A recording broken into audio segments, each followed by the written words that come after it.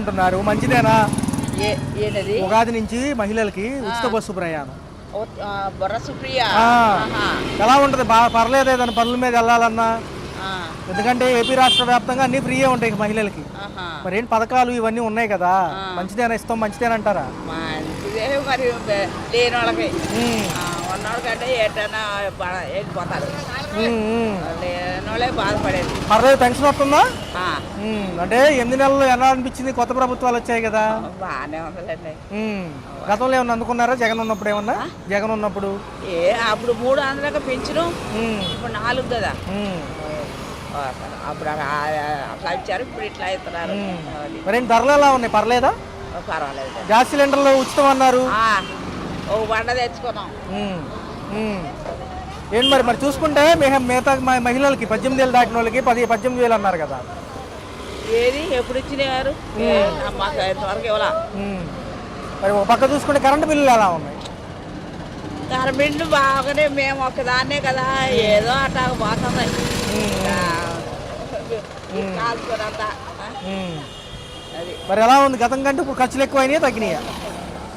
ఇవన్నీ రోగాలు అట్టాగా ఉన్నాయి, డబ్బులు అట్టాగా ఉన్నాయి. ఎటు పోయే అడే పోతున్నాయి. మరేంటి మరి ఆరోగ్యశ్రీ లేదుగా, ప్రభుత్వ హాస్పిటల్ ఒకటే ఉందిగా, అంతే. ఏమైనా ఇబ్బంది అవుతుందా? ఎప్పుడైనా బాగాలేకపోతే ఇబ్బందే మరి. మరి అట్లాగా పడుతున్నాం, ఏం చేస్తాం. ఎలా అనిపిస్తున్నాయి? ఈ లిక్కర్ రేటుకి సంబంధించి చాలా వరకు తగ్గింది అంటున్నారు. రోజు వర్కింగ్కి వెళ్ళే వాళ్ళకి ఇదే కదా మెయిన్. ఈ లిక్కర్ రేటు ముందు తాగే ముందు రేటు సార్, అసలు ఎలా అనిపిస్తుంది? ఈ ప్రభుత్వాలు కూడా ముందు పైనే ఉంటారా? తెల్లవారు లేచి నుంచి మందుతో బతికే వాళ్ళు కొన్ని వేల మంది ఉన్నారు. ఈ జనరేషన్ ఎలా పాడైపోతుందని మాలాంటి వయసు వెళ్ళిన వాళ్ళకి బాధ అనిపిస్తుంది. కాకపోతే మనం ఏం చేయలేము, చూస్తూ పోవడం. మనం చెప్పినా కూడా వినే పరిస్థితి లేదు. 10-11 ఏళ్ల తెల్లవాడి కాడి నుంచి తెల్లవారు లేచి నుంచి గంజాయి, సిగరెట్లు, మందు, ఇటువంటి పరిస్థితుల్లో లోకం ఏమైపోతుందా అని మాలాంటి పెద్దవాళ్ళకి బాధ అనిపిస్తుంది. ఎందుకని సార్? గతంలో మందు బాగాలేదన్నారు, మళ్ళీ అదే మందు కదా మళ్ళీ ఇప్పుడు కూడా మళ్ళీ ఎందుకంటారు ఇలా చేస్తున్నారు?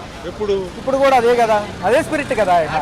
ఆ రోజుల్లో ఈ ఇంత అడ్డగోలుతనం లేదు. ఇప్పుడు అవన్నీ కూడా నేను అంటున్నాను, మేము చేయగలిగింది ఏమి లేదు. మా వయసు పోయిన నా వయసు 60 ఏళ్ళు, ఎన్నో చూశాను. కానీ 1970 వరకు కూడా ఈ పరిస్థితి లేదు. 70 తర్వాత ఇలా వచ్చింది.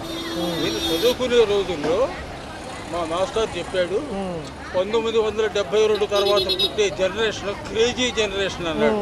అది నిజమైంది. సార్ చూసుకుంటే 8 నెలల పాలన ఎలా అనిపించింది? తర్వాత సంక్షేమం ఎలా ఉంటుంది, అభివృద్ధి ఎలా ఉంటుంది? 8 నెలల పాలన తర్వాత 4 ఏళ్ళు ఉన్నారు కదా వీళ్ళు, కూటమి ప్రభుత్వం. కూటమి ప్రభుత్వం చూద్దాం, టైం ఇచ్చాము. సంవత్సరం అవుతుంది, ఇంకా 4 నెలలు పోతే సంవత్సరం అవుతుంది.